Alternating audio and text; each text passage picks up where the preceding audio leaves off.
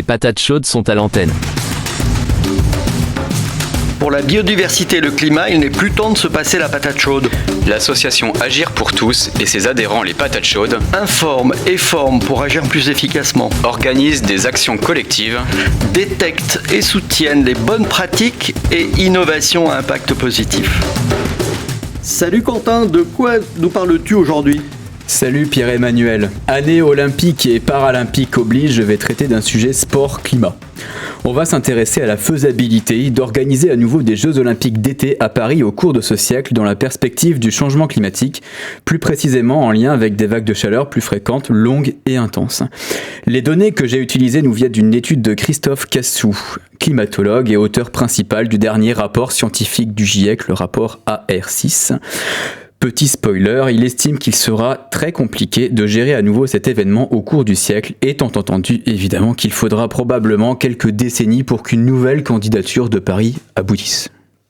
Alors comment Christophe Cassou a-t-il procédé pour arriver à cette conclusion ? Bon, il est difficile de tout détailler. Je vais essayer d'être un petit peu synthétique sans trop brader quand même le contenu scientifique de l'étude. Christophe Cassou s'est appuyé évidemment sur les données de température de Paris. L'avantage, c'est que l'on dispose de séries longues qui débutent à la fin du 19e siècle pour la station de Paris-Montsouris notamment. Il a ensuite estimé statistiquement l'évolution de la probabilité de connaître un été type 2022. Cet été est le deuxième été le plus chaud jamais enregistré en France derrière l'été 2003. Et il est clair que gérer un tel événement aurait été sans doute compliqué en 2022, non seulement en raison du risque sanitaire que fait peser les fortes chaleurs prolongées, mais aussi sur les moyens qu'il a fallu déployer pour gérer les conséquences autres que sanitaires, notamment les feux de forêt, on s'en souvient, sur le pourtour méditerranéen et aussi en Gironde. Bien sûr. Alors comment évoluer la probabilité de connaître un été type 2022 ? Tu vas voir, c'est assez surprenant. Non, c'est pas surprenant, mais assez incroyable. En 1924, lors de la dernière Olympiade organisée à Paris, Christophe Cassou estime qu'un été type 2022 était quasi impossible, voire impossible, tant il est en dehors de la distribution des possibles de l'époque, du climat de l'époque en fait. En 2014, au moment où le président François Hollande dépose la candidature de Paris pour 2024, la période de retour est déjà à 30 ans. Donc tous les ans à Paris, on a alors une chance sur 30 de connaître un été au moins aussi chaud que celui de 2022. En 2024, cette période de retour est désormais portée à seulement 10 ans. Les chances ont été multipliées par 3 en l'espace de seulement 10 ans, témoignant de la rapidité du réchauffement et du bouleversement du champ des probabilités. Enfin, on dit chance, si on peut appeler ça une chance, c'est bien évidemment.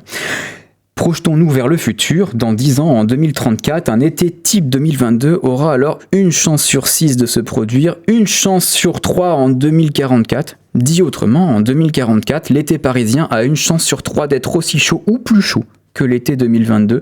Passé 2050, on peut donc considérer qu'un tel été sera considéré comme normal, entre guillemets, évidemment dans la capitale, mais plus largement en France. Alors ne peut-on pas décaler les dates des Jeux Olympiques ? On peut y penser évidemment, et en fait on l'a déjà fait en 2000. Sydney, donc en Australie, a organisé ces Jeux Olympiques du 15 septembre au 1er octobre, donc pas de canicule au programme.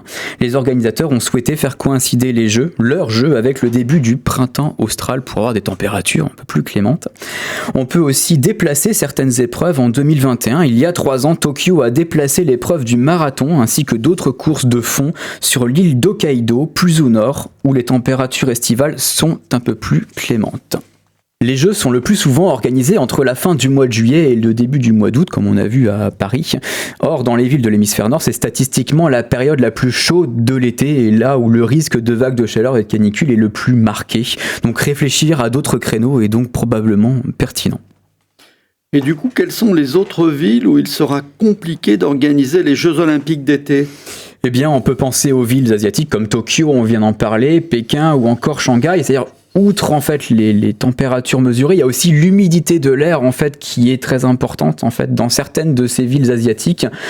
et qui aggrave en fait les risques liés en fait à des épreuves sportives de haute intensité. On peut aussi penser aux villes méditerranéennes comme Rome ou Athènes. Athènes a organisé en 2004, oui c'est ça, les Jeux Olympiques d'été.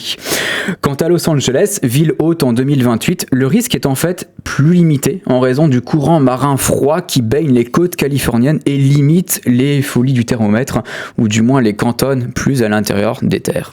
D'accord. Écoute, merci Quentin pour ce sujet qui illustre que dans ce domaine aussi, nous allons devoir nous adapter. Oui, je ne l'ai pas précisé, mais on peut aussi penser au Tour de France cycliste qui est organisé sur 3 semaines en plein mois de juillet.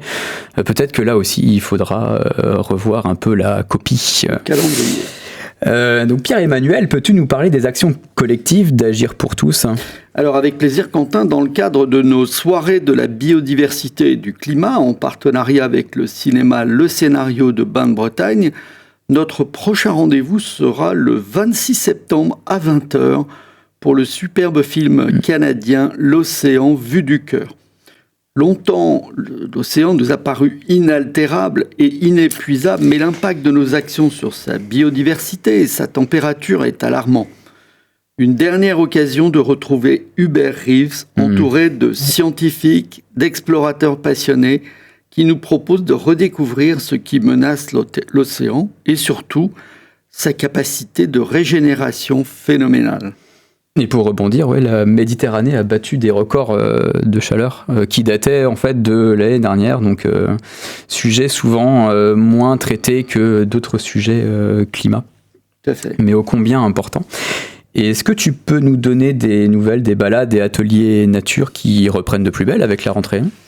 Oui, bien sûr, et voici quelques rendez-vous. Donc dimanche 1er septembre, Vera propose en matinée de 10h à 12h une balade découverte des plantes sauvages comestibles à Rennes dans le parc des Gailleuls. Puis l'après-midi de 16h à 19h, Vera et Stéphane organisent à Béton une nouvelle activité pour les gourmands intrépides qui combinent reconnaissance des plantes comestibles sauvages et un atelier cuisine, de la grimpe et un apéro dans les arbres. Ouais, c'est pas mal ça.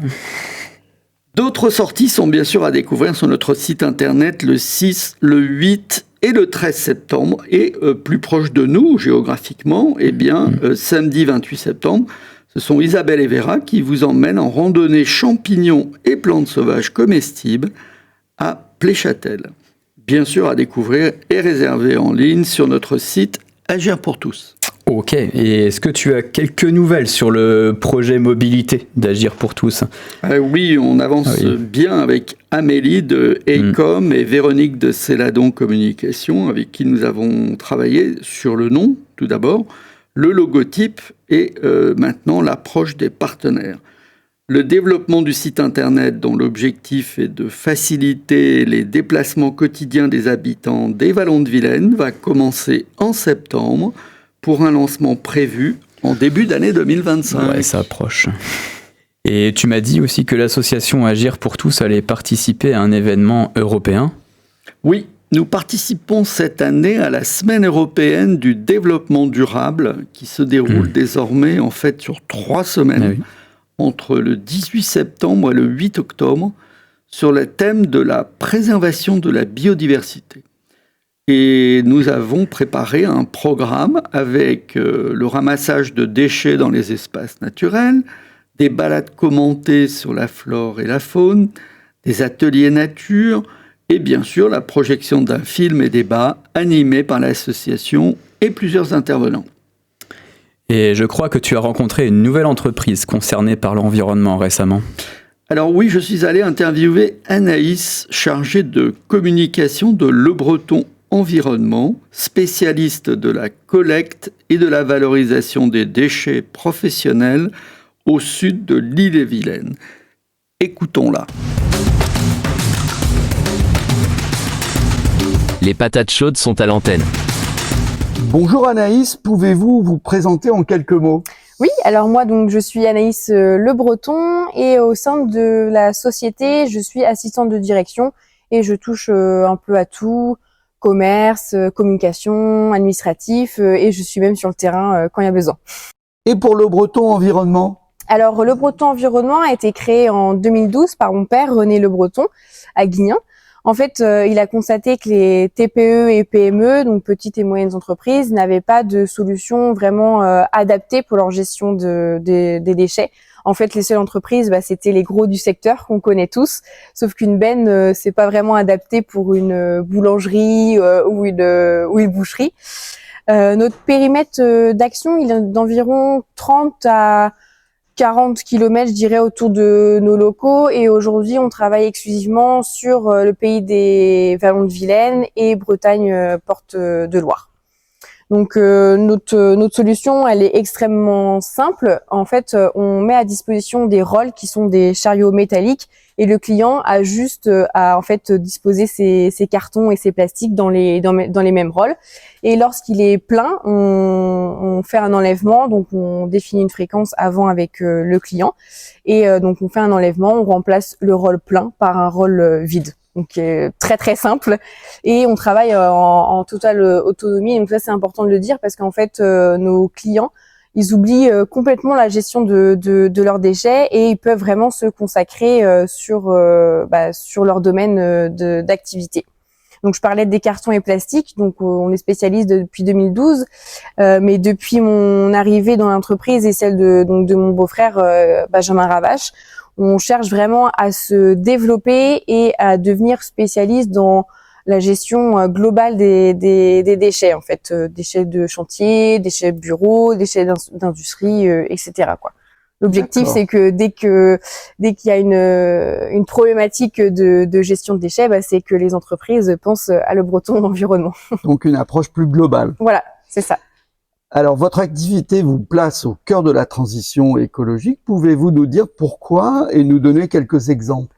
Notre activité, elle nous place au cœur de la transition écologique parce que, en fait, chaque mois, on valorise 20 tonnes de carton en balles comme ceci. Donc là, je prends uniquement l'exemple des cartons.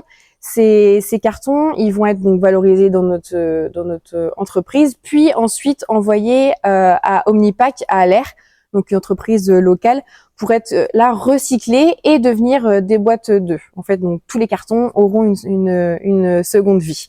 En fait, notre entreprise, elle est petite, locale et familiale, et du coup, ça permet une vraie traçabilité pour nos clients. Et surtout, en fait, un vrai tri et une totale transparence pour les clients. On peut prendre l'exemple des transports au Rhin. Depuis donc 2 mois, on a commencé à travailler avec eux. Donc, en fait, c'est devenu notre entreprise pilote pour notre nouveau service de gestion globale des déchets parce qu'on gère tous leurs déchets, en fait, y compris le tout venant qu'on appelle DIB. D'accord. Économiquement parlant, ils y gagnent parce que plus on trie, moins on paye, et c'est surtout en fait au niveau de leur taux de valorisation et de recyclabilité où là en fait on voit une vraie différence, quoi. Alors, et pour conclure? Alors, on n'a pas la prétention de dire que notre entreprise et notre solution va changer le monde, malheureusement, mais on a vraiment la volonté d'aider les entreprises qui ont peu de moyens, parce qu'en fait, même avec des petits moyens, on peut changer les choses. Et d'aider aussi les entreprises qui veulent adopter une démarche dans leur démarche RSE, une solution pour optimiser leur gestion de déchets. En fait, on veut les aider grâce à notre solution et donc les aider à préserver notre planète à petite échelle. Super, bien, merci beaucoup Anaïs. Merci à vous. Et avant de conclure, peux-tu nous rappeler comment rejoindre ou soutenir l'association ? Bien sûr. Alors, pour adhérer à l'association, tu peux le faire directement sur le site internet Agir pour tous. Sur la page d'accueil, tu descends et tu cliques sur le bouton « J'adhère ». Le montant est de 30 € pour une année complète, soit 10 € après déduction fiscale si tu es imposable. Tu rejoins l'équipe Agir pour tous et tu t'impliques sur tes sujets préférés et selon le temps dont tu disposes. Pour les collégiens et lycéens, l'adhésion est gratuite. Elle est de 10 € pour les étudiants et demandeurs d'emploi. Tu peux aussi soutenir notre engagement et nos actions en faisant un don en ligne sécurisé. Agir pour tous est une association d'intérêt général Elle te permet de déduire cette adhésion ou ce don de tes impôts sur le revenu à hauteur de 66%. Parfait. Salut Pierre-Emmanuel. Eh bien, à bientôt, Quentin. À bientôt.